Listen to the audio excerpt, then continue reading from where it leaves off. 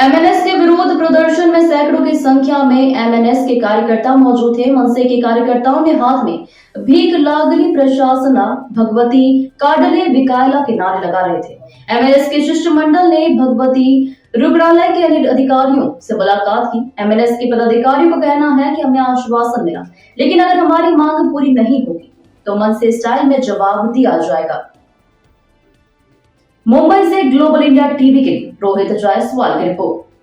अधिनियम 1888च्या कलमानुसार प्राथमिक आरोग्य सेवा रुग्णांना देणं हे महानगरपालिकेच्या प्रथम कर्तव्यामध्ये येतं।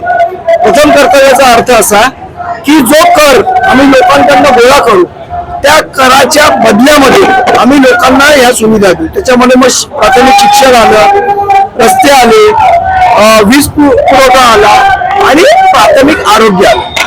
तुम्ही जर आमच्याकडनं तो कर गोळा करताय त्याच्या बदल्यात जर आम्हाला आरोग्य सेवा देणार नसाल तर मग आम्ही महानगरपालिकेचा कर कशासाठी द्यायचा हा मुद्दा आहे।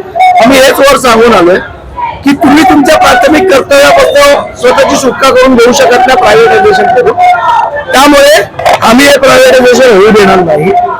आम्ही प्रशासनाला विनंती केली की हा जो काय तुम्ही हे केला तो गोष्ट रद्द करा आणि याच्या उपर जर जबरदस्तीने कुठल्या माणसाला तुम्ही हे हॉस्पिटल दान केलं तर त्या हॉस्पिटलचा कुठलाही स्टाफ या हॉस्पिटल पर्यंत पोहोचवणार नाही याची जबाबदारी महाराष्ट्र नवनिर्माण सेनेचे महाराष्ट्र सैनिक। दोन चार लोकांना जर आम्ही कानपडत मारली तर मग आम्हाला दोष देऊ नका। प्रोटेक्शन हॉस्पिटल पर्यंत असतं, घरी जाता येता नसतं, हे तर स्टाफने पण लक्षात ठेवायचं। पण एकंदर आपण पाहिलं तुम्ही आज मंचावरून बोललात की इकडे महापौर नाही, इकडे नगरसेवक नाही, कुठे त्यासाठी कुठे ना कुठे प्रशासक जो आहे त्यांना एक वेगळा महाजन असा कुठे उल्लेख केला। हो, आता मला सांगा ना, खरं तर ही जी पॉलिसी आहे ही पॉलिसी कुठे ठरली पाहिजे? ही पॉलिसी महानगरपालिकेमध्ये ठरवायचा अधिकार कोणाला आहे? सभागृहाला आहे। जर सभागृह अस्तित्वात नाही तर तुम्ही पॉलिसी ठरवू कशी शकता? बरं ठरवली तर मग विधानसभेने त्याची मंजुरी घेतलीत का? या सगळ्या गोष्टी आहेत। त्यामुळे कायदेशीररित्या तर हे चूकच आहे, पण मॉरली पण चूक आहे। प्रायव्हेटायझेशन जे झालंय ते ह्याच्या खूप अगोदर झालेलं, जे परमिशन काढले गेलेले।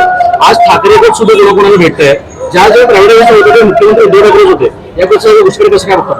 2019 हा प्रस्ताव तयार झाला। आज जे बोलवत फिरतात आज आमच्या मोर्चाचे दानवे तिथे गेले आयुक्तांकडे ना, आज जाग आली का दानवेला? इतके दिवस काही दानवे झोपा काढत होते? हे ज्या वेळेला याची सुरुवात महानगरपालिकेची वाट लावायची सुरुवात खऱ्या अर्थाने कोणी केली असेल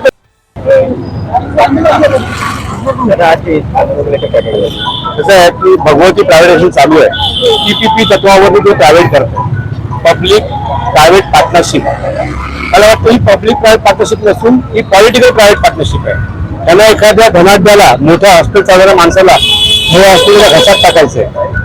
त्यांनी काय होणार आहे, सामान्य जनता पालघर पासून या भगवती हॉस्पिटल येते, पालघर ते गोरेगाव एवढं मोठ्या हॉस्पिटलमध्ये कुठेच नाहीये।